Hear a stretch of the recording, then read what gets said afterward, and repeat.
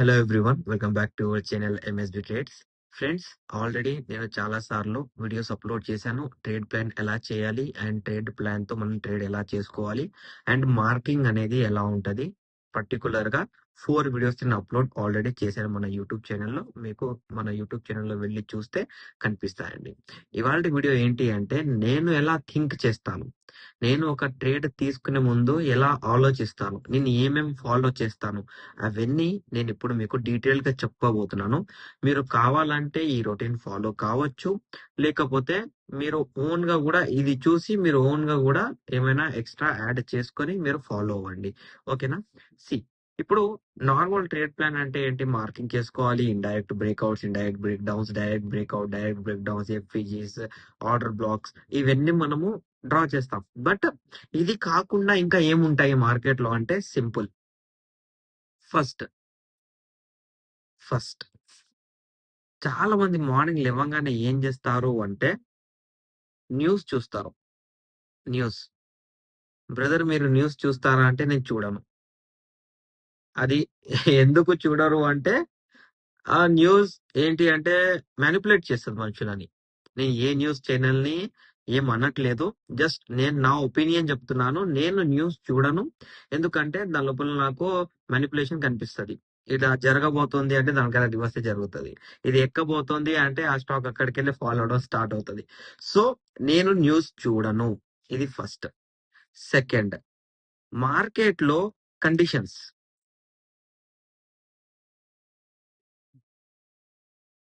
Conditions market లో ఏంటి అంటే ఏమైనా కండిషన్స్ లైక్ పర్టికులర్ పాయింట్ దగ్గర నుంచే మార్కెట్ పైకి వెళ్తుందా, పర్టికులర్ పాయింట్ దగ్గరికి వెళ్ళే మార్కెట్ ఈ కండిషన్ వల్ల మార్కెట్ ఇక్కడికి వెళ్ళి పైకి వెళ్తుందా అంటే వెళ్ళదు. అలా ఏముండదు మార్కెట్ లో.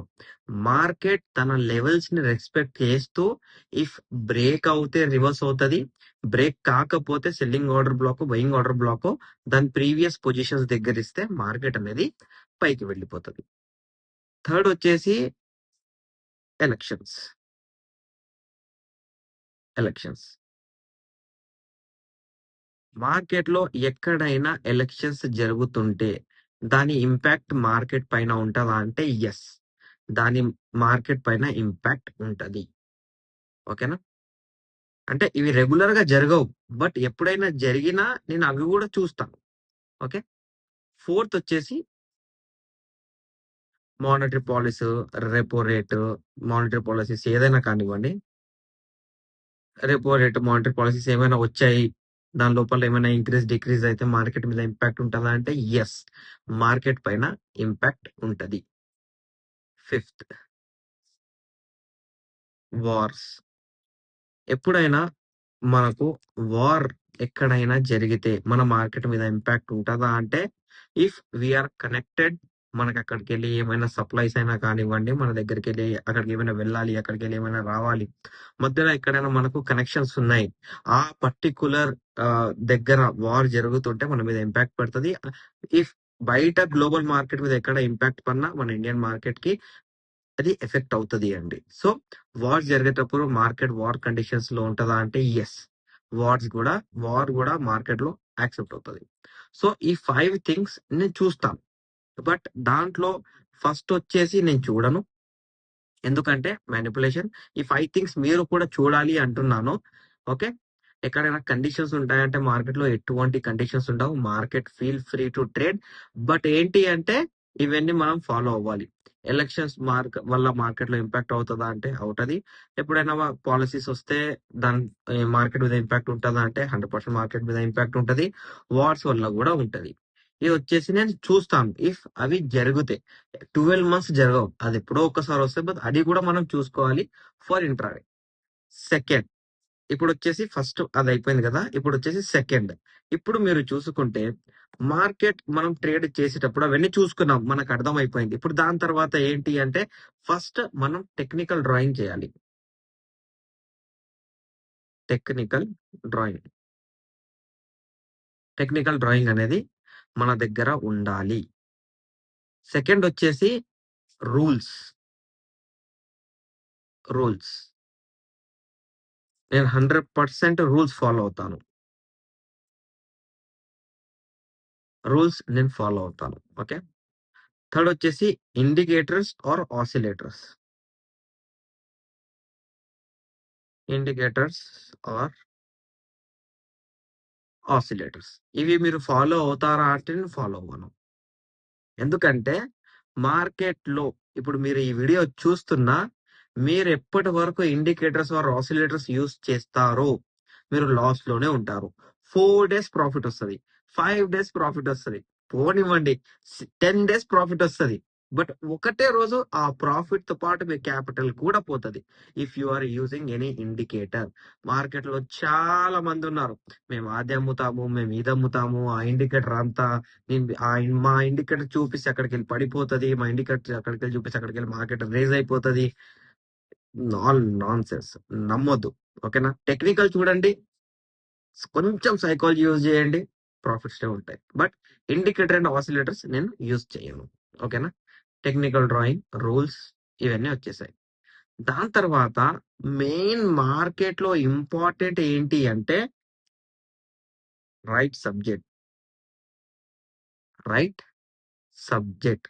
రైట్ సబ్జెక్ట్ మీకు మార్కెట్‌లో తెలవకపోతే, అసలు సబ్జెక్ట్ తెలవకపోతే ఇవన్నీ ఏం రావు. ఓన్లీ ఇండికేటర్స్ చాలా మంది ఫాలో చేస్తారు. రైట్ సబ్జెక్ట్ మీకు తెలిసుండాలి. మీకు రైట్ సబ్జెక్ట్ కావాలి అంటే చాలా ఉన్నాయి. మీరు పింట్రెస్ట్‌లో తీసుకోవచ్చు. యూట్యూబ్‌లో చాలా కంటెంట్ ఉంది. బట్ ఏంటి అంటే అది మీ ఇష్టం. ఎవరిని ఫాలో చేస్తారో, ఎవరిని చూస్తారో అది మీ ఇష్టం. బట్ నేను మాత్రం సీజన్ 1, సీజన్ 2, సీజన్ 3, సీజన్ 4, 5, 6 ఇప్పుడు ప్రెజెంట్ 7 సీజన్ నడుస్తున్నాయి. అండ్ టోటల్ 18 పీడీఎఫ్స్ నా 12 ఇయర్స్ ఎక్స్‌పీరియన్స్ మొత్తం పెట్టి ఇవన్నీ నేను ప్రిపేర్ చేశాను. మీరు ఇవన్నీ చూడొచ్చు. నా దగ్గర రైట్ సబ్జెక్ట్ ఉంది. ఓకేనా అండి? నేను రూల్స్ ఫాలో అవుతాను. నేను టెక్నికల్ డ్రాయింగ్ కూడా నేర్పిస్తాను. బట్ నేను ఇండికేటర్ అండ్ ఆసిలేటర్స్ అనేవి యూజ్ చేయను. ఇంకా లాస్ట్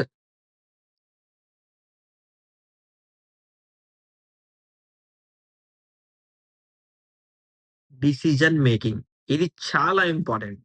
ఇప్పుడు నేను ఫర్ అన్ ఎగ్జాంపుల్ మీకోటి చూపిస్తాను. ఇప్పుడు నాది క్రిప్టో కరెన్సీలో ఒక ట్రేడ్ నడుస్తుంది. Okay. This is my trade. ఇప్పుడు ఇక్కడ నేను ట్రేడ్ ఎందుకు తీసుకున్నాను అంటే మార్కెట్‌లో ఒక లో వచ్చిన తర్వాత సెకండ్ లో వచ్చి మార్కెట్ ట్రెండ్ లైన్ లెవెల్ అనేది బ్రేక్ అయింది. ట్రెండ్ లైన్ లెవెల్ బ్రేక్ అయ్యింది కాబట్టి according to first red candle analysis మనకి ఇక్కడ ఎక్కడైనా retest reversal plus order black జరగాలి. జరిగింది కాబట్టి ఈ లెవెల్ బ్రేక్ కాగానే నేను ఇక్కడ సెల్లింగ్ పొజిషన్ అనేది తీసుకున్నాను. లగ్భగ్ నా 80% కవరేజ్ అనేది దొరికింది. నేను 50% ప్రాఫిట్ బుకింగ్ చేసుకున్నాను. ఓకేనా? ఇప్పుడు ఇక్కడ నేను డిసిజన్ మేకింగ్ ఎలా చేశాను అంటే మార్కెట్‌లో ప్రాపర్ రైట్ సబ్జెక్ట్ నా దగ్గర ఉంది కాబట్టి చాలా మంది దగ్గర ఉంటది. బట్ నా గురించి నేను చెప్పుకోవాలి కాబట్టి చెప్పుకుంటున్నాను. ఒక్క లో పాయింట్ అనేది మనకి ఇక్కడ దొరికింది. సెకండ్ లో దొరికింది. దాని తర్వాత ట్రెండ్ లైన్ లెవెల్ బ్రేక్ అయింది. దాని తర్వాత ఇక్కడ చూసుకున్నట్లయితే సెల్లింగ్ నో ఆర్డర్ బ్లాక్ అనేది ఇచ్చింది. సెల్లింగ్ నో ఆర్డర్ బ్లాక్ ఇచ్చి రెడ్ క్యాండిల్ తో దాని లోయెస్ట్ లెవెల్ బ్రేక్ చేసింది కాబట్టి ఇక్కడ నేను సెల్లింగ్ సైడ్ ట్రేడ్ చూశాను. ఇప్పుడు ఇక్కడ ఎక్కడైనా రీటెస్ట్ అయితే నేను ఇంకో ట్రేడ్ అనేది ఇక్కడ ప్లాన్ చేస్తాను. అంటే ఇంకా కొంచెం క్వాంటిటీ యాడ్ చేస్తాను. స్టాప్ లాస్ అనేది దీన్ని హై పెడతాను. టార్గెట్ అనేవి ప్రీవియస్ ఇండైరెక్ట్ దగ్గర ఇలా పెట్టుకుంటాను. ఇఫ్ మార్కెట్ ఇక్కడికి వెళ్ళి అగైన్ రీటెస్ట్ అవుతుంది క్వాంటిటీ యాడ్ చేసుకుంటాను. సో ఇది ఎలా చెప్పగలుగుతున్నాను అంటే మార్కెట్ సెల్లింగ్ వచ్చిన తర్వాత ప్రాఫిట్ బుకింగ్ అయి ట్రెండ్ అనేది కంటిన్యూ చేస్తుంది. ఓకేనా అండి? సో డిసిజన్ మేకింగ్ అనేది ఇంపార్టెంట్. రైట్ సబ్జెక్ట్ ఉంటే మనం డిసిజన్ మేకింగ్ అనేది చేయొచ్చు. ఇప్పుడు నేను చాలా సార్లు ఒక విషయం మాట్లాడతాను. ఏం మాట్లాడతాను అంటే ఈఎంఏ. నేను ఈఎంఏ యూజ్ చేస్తానా అంటే యెస్. నేను ఈఎంఏ యూజ్ చేస్తాను. ఇది ఆసిలేటర్స్ లో వస్తది కాబట్టి ఎప్పుడు యూజ్ చేస్తాను. డైలీ యూజ్ చేస్తానా అంటే చెయ్యను. ఒక 30, 40 డేస్ లో ఒక్క రోజు చూస్తాను దాన్ని. 30, 40 డేస్ లో నాకెప్పుడైనా మార్కెట్ డిస్టర్బ్ అనిపించింది. ప్రైస్ యాక్షన్ లేదు. వాలటాలిటీ హెవీగా ఉంది. నేను చూస్తాను. ఈఎంఐ ఒక్కటే చూస్తానండి. ఇది అగ్రీ చేయాలి కాబట్టి చేస్తున్నాను నేను. సెకండ్, బ్రదర్ మీరు మార్కెట్ స్టార్ట్ అయ్యే ముందు ఏదైనా వేరే మార్కెట్స్ చూస్తారా అంటే యెస్. నేను గిఫ్ట్ నిఫ్టీ చూస్తాను. ఇండియన్ విక్స్ చూడను. అది నాకు అర్థం కూడా కాదు. ఎవరైనా ఇండియన్ విక్స్ గురించి మీకు చెప్పినా అర్థం కాదు. అది ఓన్ గా కూర్చొని అబ్జర్వ్ చేసి దాని మీద ఎక్స్పీరియన్స్ గెయిన్ చేసిన వాళ్ళే ఇండియన్ విక్స్ చెప్పగలరు. నేను దాన్ని పట్టించుకోను. ఎందుకు పట్టించుకోను అంటే అది కూడా నాకు ఒక type of distraction. Global market చూస్తారా అంటే చూడను. డౌన్ జోస్ ఎలా నడుస్తుంది, కాస్పీ ఎలా ఉంది, నెక్కే ఎలా ఉంది, నాస్డాక్ ఎలా ఉంది, నేను చూడను. నాకు అవన్నీ అన్ని డిస్ట్రాక్షన్స్ నాకు అనిపిస్తాయి. నాకు మార్నింగ్ లేవగానే ఇవన్నీ చూసి నా rules and regulations right subject నా దగ్గర ఉంది కాబట్టి నేను ఒక ట్రేడ్ ప్లాన్ అనేది చేస్తాను. అలా నేను ప్రాపర్ గా ట్రేడ్ ప్లాన్ చేస్తున్నాను కాబట్టి ఇప్పుడు మీకు నేను చూపిస్తాను. ఎస్టర్డే ప్రాఫిట్ బుకింగ్ 10-15 పాయింట్స్ కాదు, 73 points profit booking, 49 points profit booking. Okay, proper trade plan నేను చేసి ట్రేడ్స్ తీసుకుంటాను కాబట్టి 95 points profit booking, 225 points profit booking. Okay, just చూస్తూ పోండి ఇలా మన గ్రూప్ లో. 100 points profit booking, 68 points profit booking. Okay, ఇక్కడ 35 పాయింట్స్ ప్రాఫిట్ బుకింగ్. ఇది ఆల్ టార్గెట్ ఎంతనో తెలియదు. 92 points profit booking, 32 points profit booking, 140 points profit booking. Market trend continue చేస్తే 100-200 పాయింట్స్ కూడా ప్రాఫిట్ బుకింగ్ కనిపిస్తుంది. మార్కెట్ ట్రెండ్ కంటిన్యూ చేయకపోతే trailing లో 32 points 40 points minimum profit booking అనేది నేను చేస్తానండి. ఓకేనా? అండ్ లాస్ రికవరీ గ్రూప్ పెట్టి నేను హెల్ప్ కూడా చేస్తున్నాను. If you are interested you can join అండి. ఓకేనా? ఇప్పుడు ఇవన్నీ చూసుకున్న తర్వాత సబ్జెక్ట్ అంతా నా దగ్గర ఉంది కాబట్టి ఇప్పుడు నేను ఇక్కడ ఏం థింక్ చేయాలి? ట్రేడ్ ప్లాన్ థింక్ చేయాలి. సో నా ట్రేడ్ ప్లాన్ ఎలా ఉంటది అంటే, మార్కెట్ లో ఆల్రెడీ ఇక్కడ ఒక లో వచ్చింది, దాని తర్వాత ఇంకో లో ఇక్కడ వచ్చింది. సో ట్రెండ్ లైన్ అనేది ఇక్కడ డ్రా కాదు. సో మనకు ట్రెండ్ లైన్ రావాలి అంటే ఇక్కడ ఛాన్సే లేదు ట్రెండ్ లైన్. సో ఆ టాపిక్ వదిలేశాను. ఇప్పుడు ఇక్కడ చూసుకుంటే బ్రేక్ డౌన్ ఉందా అంటే బ్రేక్ డౌన్ ఉంది, బట్ పైన ఎక్కడ లెవెల్స్ లేవు. సో మనం పైన కూడా ప్రిడిక్ట్ చేయాలి, కింద ఆల్రెడీ లెవెల్స్ ఉన్నాయి కాబట్టి ప్రిడిక్ట్ చేయగలం. So first of all market లో మనము నియరెస్ట్ లెవెల్స్ చూసుకోవాలి. అంటే 55,929 కి నియరెస్ట్ లెవెల్స్ ఏ ఉన్నాయి అవి మనకు ఇంపార్టెంట్ అండి. ఇదేంటి చార్ట్ కనిపించట్లేదు?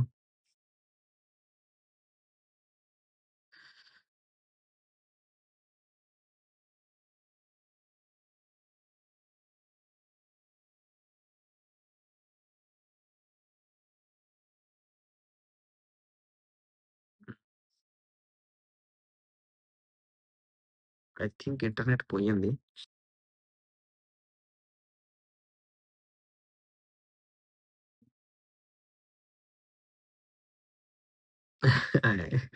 ఇంటర్నెట్ పోయినట్టుంది.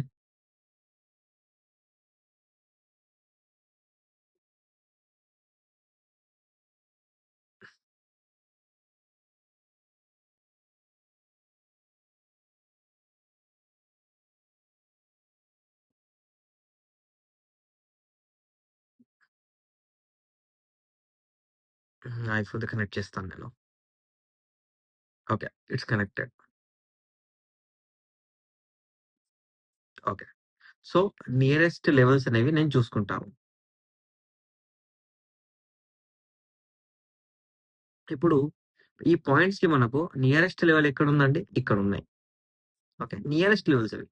ఇప్పుడు ఇక్కడ మన దగ్గర ఒక ప్రీవియస్ ఇండైరెక్ట్ బ్రేక్అవుట్ పాయింట్ ఉంది. ఇక్కడ ఇక్కడ ఉంది. అంటే మార్కెట్ లో ప్రీవియస్ టైం ఈ పాయింట్ దగ్గర బ్రేక్అవుట్ ఇచ్చి బ్రేక్ అయ్యి రీటెస్ట్ రివర్సల్ అయింది కాబట్టి మనకు it's a break down point. ఓకేనా? దాని తర్వాత సెకండ్ నియరెస్ట్ లెవెల్ దీని తర్వాత ఏముంది అంటే previous indirect breakout point. So రెండు ఇండైరెక్ట్ బ్రేక్అవుట్స్ ఉన్నాయి కాబట్టి మార్కెట్ ఈ పాయింట్ దగ్గరికి వెళ్ళి సెల్లింగ్ ఆర్డర్ బ్లాక్ క్రియేట్ చేస్తే మార్కెట్ అనేది ఫాల్ అయిపోతుంది. ఓకేనా అండి? Same to same selling order black గురించి కూడా నేను నేర్పించాను. ఇప్పుడు ఇదే లెవెల్ ఎక్కడైనా కానివ్వండి, ఇలా గ్రీన్ క్యాండిల్ తో బ్రేక్ అయ్యింది అనుకోండి, ఇలా గ్రీన్ క్యాండిల్ తో మనం ఒక రీటెస్ట్ రివర్సల్ కోసం వెయిట్ చేయాలి.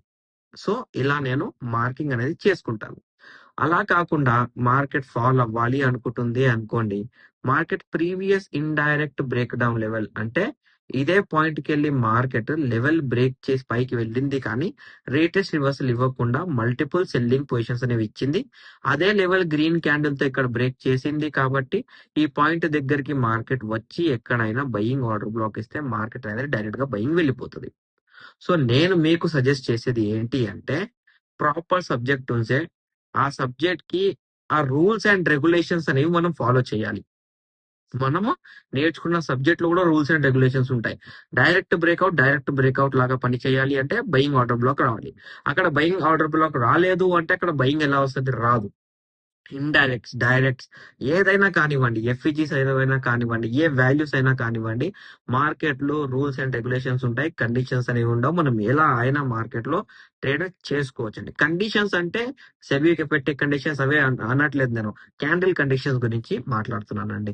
మీకు మన అనాలిసిస్ నచ్చినట్లయితే, నేను చెప్పినవి థాట్ మీకు నచ్చినట్లయితే, నేను చూసే విధానం మీకు నచ్చినట్లయితే, ప్లీజ్ ఈ వీడియోని లైక్ చేయండి, షేర్ చేయండి, మన యూట్యూబ్ ఛానల్ ని సబ్స్క్రైబ్ చేసుకోండి. Thank you for watching my video.